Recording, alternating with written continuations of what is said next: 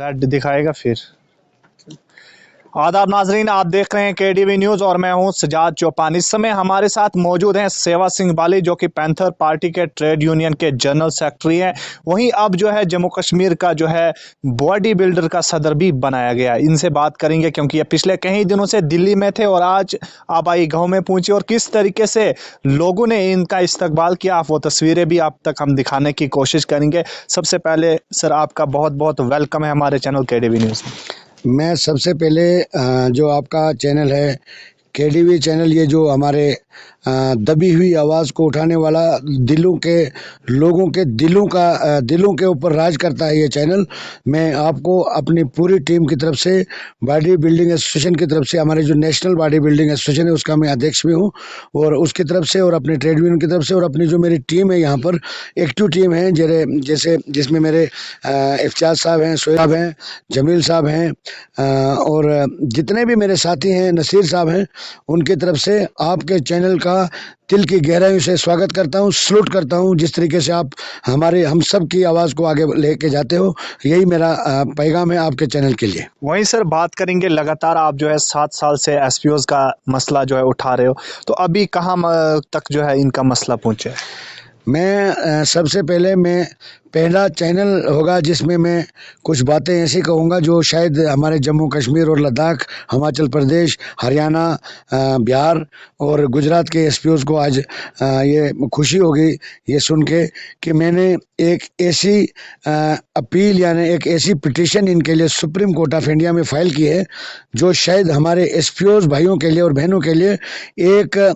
Bumper, जैसे दिवाली के bumper prices होते हैं, उस तरीके से वो आने वाले हैं। क्योंकि मुझे हिंदुस्तान की सबसे बड़ी अदालत पर पूरा भरोसा है और अपने जज साहिबान जितने भी हैं उन पर पूरा भरोसा है, क्योंकि सबसे बड़ा दरवाज़ा इंसाफ का वहाँ पर हमने फरियाद की थी और उसको सुप्रीम कोर्ट ऑफ इंडिया ने एक्सेप्ट किया है। और आने वाला वक्त जो है इन बेसहारा लोगों का, जो इनके साथ जुल्म हुआ है पिछले कई सालों से, आने वाला वक्त जो है इस जुल्म का खात्मा होगा। और मैं बताना चाहूँगा कि जिस तरीके से आपने कहा कि पिछले 6-7 साल से मैं जम्मू कश्मीर, लद्दाख और हिमाचल प्रदेश के एसपीओज़ के लिए आवाज़ बुलंद कर रहा था और उनमें कुछ सैलरी में इजाफा भी हुआ। और जब जम्मू कश्मीर की गवर्नमेंट ने प्राइम मिनिस्टर ऑफ इंडिया का लिखने के बावजूद भी उस पर अमल नहीं किया, तो हमें मजबूर होना पड़ा दिल्ली में जाने के लिए। और मैं आपके चैनल के माध्यम से देश के बड़े बड़े दिग्गज नेताओं का दिल की गहराइयों से मुबारकबाद देना चाहूँगा, जिन्होंने हमारे सपोर्ट में इस तरीके से काम किया। मैं कहता हूं कि हिंदुस्तान के जो प्रधानमंत्री हमारे नरेंद्र मोदी साहब, उनके भाई ने हमें अपने परिवार के एक सदस्य की तरह ट्रीट किया और उन्हें हमारी फरियाद ऐसे सुनी। और मैं एक चौंकाने वाली बात कहना चाहूँगा कि कुछ ही महीनों के बाद वो रामबन डिस्ट्रिक्ट में एक बहुत बड़ा प्रोग्राम करेंगे और मैं अपने इलाकों को, जो मेरे दिल में था, मैं अपना इलाका है इसको सोने की चिड़िया बनाने में कामयाब हो जाऊंगा। और मुझे यही तमन्ना थी, बाकी मुझे लीडर बनने की कोई ज़रूरत नहीं है। मैं लीडर तो अपने आप को मानता ही नहीं हूँ, अलबत्ता आप पूरा हिंदुस्तान मानता है कि जो मैंने काम किया, मेरे जो टीम ने काम किया आज तक, तो मैं यही पैगाम देना चाहूँगा कि जिस तरीके से मैं आज परसों में एयरपोर्ट पे उतरा सतवारी में, और वहाँ से लेकर यहाँ तक जिस तरीके से लोगों ने मेरा स्वागत किया है, मुझे लगता है कि आने वाला वक्त जो है लोगों को मेरी सख्त ज़रूरत है, मेरे जैसे लीडरों की। और मुझे भी उन लोगों की सख्त ज़रूरत है जिनके साथ पिछले 70 साल से नाइंसाफ़ी हुई है, और ख़ासकर उसमें गरीबों के साथ नाइंसाफ़ी है। और मैंने कसम खाया है, मैं आपके चैनल के माध्यम से ये पैगाम देना चाहता हूं कि मैं अपनी लाइफ को डोनेट करता हूं उन लोगों के लिए जो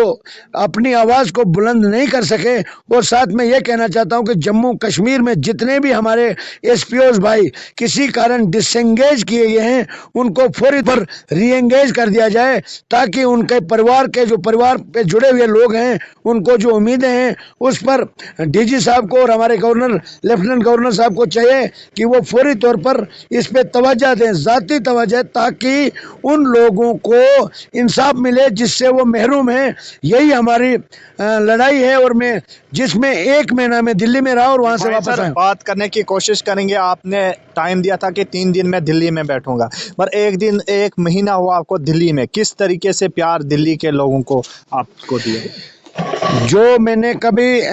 ख्वाब में भी नहीं सोचा था।